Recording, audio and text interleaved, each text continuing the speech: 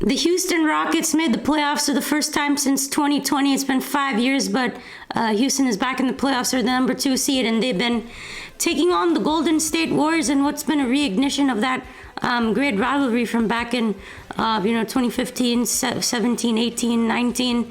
All those great years facing the Golden State Warriors. It picked up right where it left off after 5 years. The Rockets' first playoff opponent was the Warriors. It was pretty crazy after all these years to face them again.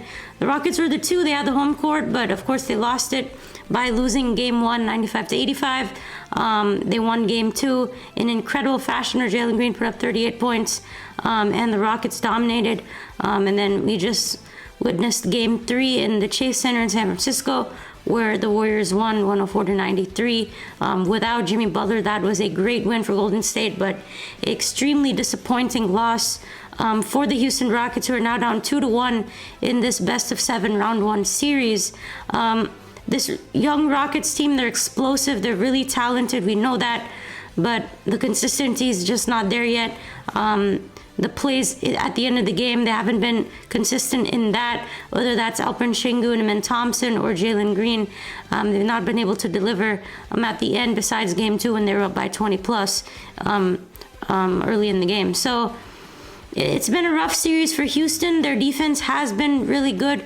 It was the first time that Golden State scored 100 points, was in Game 3, but offensively Houston just does not have enough. So can they still win this series? It's close, but I do think it can be possible. They just have to play really well and get those shots in the end. It's definitely possible, but it all comes down to Game 4 on Monday night at 9 o'clock Central Time in Golden State. If they can win Game 4, they're back in the series. It's tied 2-2. If they lose Game 4, they may still end up winning Game 5 because it's here in Houston, but I would think the Warriors would end up winning that in 6 games if they take Game 4. So it's obviously really important, down 2-1 the series for the Rockets to tie it up and win that road game. The road game that they needed to win should have been Game 3 because Jimmy Butler was not playing in that. Of course, I think he suffered a hip contusion or something of that sort. Missed Game 3 and entirely may or may not play in Game 4. He's day-to-day, but I think he'd probably play a little bit. So the Rockets definitely missed a huge opportunity. It was extreme disappointment. I'm here in Houston as the Rockets had the lead in Game 3, in the fourth and halfway through the fourth quarter, but Jalen Green only had 9 points and scored 5 of them in the first quarter, so not a good performance where Sengun and Amen Thompson missed shots right at the rim. Those floaters, those layups, those have to go against the Warriors. And Steph Curry, of course, put up another 30-point game. He has been incredible. And we know what the Warriors can do. They can score at the end with those 2 guys that have the best player in the entire series in Steph Curry. And Fred VanVleet scored 17 points for Houston, but again, that's not enough. He has not been good enough this entire series, and he needs to get into his 2019 Raptors form for Houston to have a chance in Game 4. I think if they can finish well and play, get those shots at the end and be more confident in themselves, I think they can tie the series up whether Butler plays or not. I think Jabari Smith needs more minutes off the bench, and nobody for Houston scored over 20 points. You need Jalen to at least score 20 points almost in every game. I understand if you have one bad game, but Jalen's had 7 points in the first game on 20% shooting. Then he had 38 points on 52% shooting in Game 2, and then in Game 3 he had 9 points on same 25% shooting. So that's not going to cut it for the Rockets shooting guard and their premier offensive scorer. Alperen Sengun is doing solid, I would say.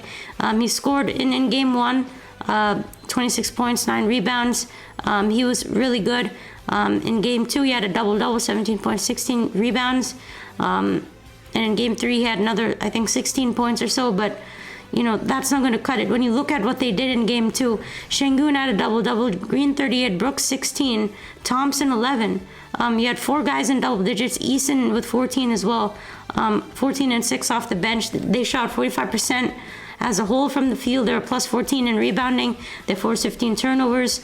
Even though VanVleet played terrible, they still found a way to win. So they're going to have to get those rebounds, force those turnovers, and take advantage of those. Most importantly, they've been great defensively for the most part. I think they lacked a little bit of physicality late against Golden State in Game 3. They need to pick that up in Game 4 because, the season is on the line for them basically in Game 4. So It's been a very physical series. Obviously, we know the history between these two teams. It's been great to watch.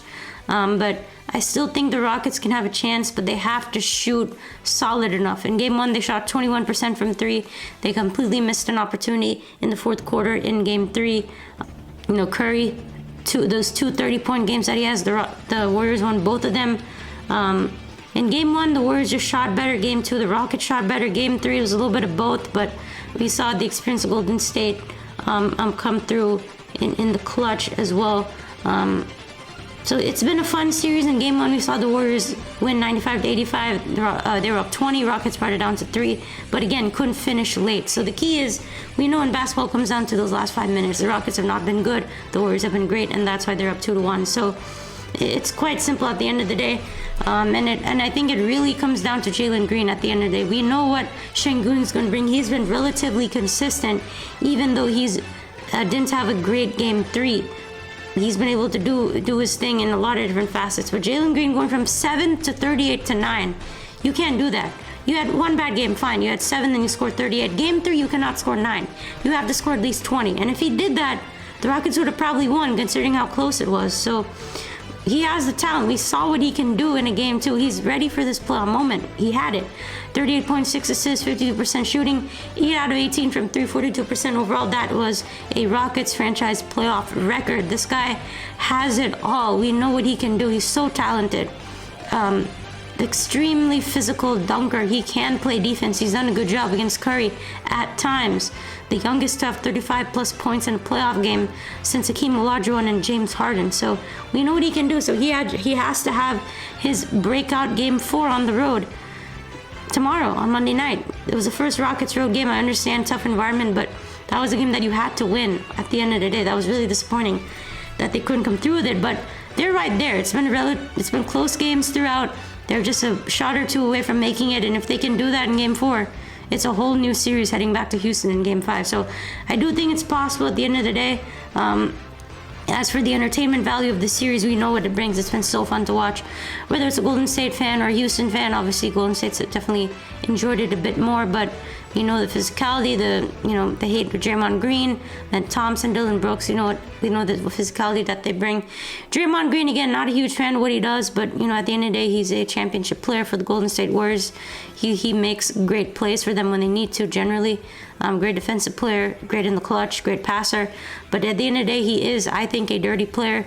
We've seen him stomp on people, poke people in the eye, whether that was LeBron James or James Harden in the playoffs, unnecessarily push and shove people, yell at the officials. He got a technical for that. Just not how you think just not how I think an NBA player should conduct themselves overall. They need to play fairly and just play ball, just like what Steph Curry does, He just plays. And Draymond Green does not do a lot of that, although he does contribute at times. And it was unfortunate to see Jimmy Butler go down, but at the end of the day, the Warriors, they got lucky with CP3 back in the day getting hurt. Now, Jimmy Butler, and that was not Ben Thompson's fault. If you look closely, his foot got tangled and he got pushed into Jimmy. So, that was that. But at the end of the day, we'll see if he plays or not.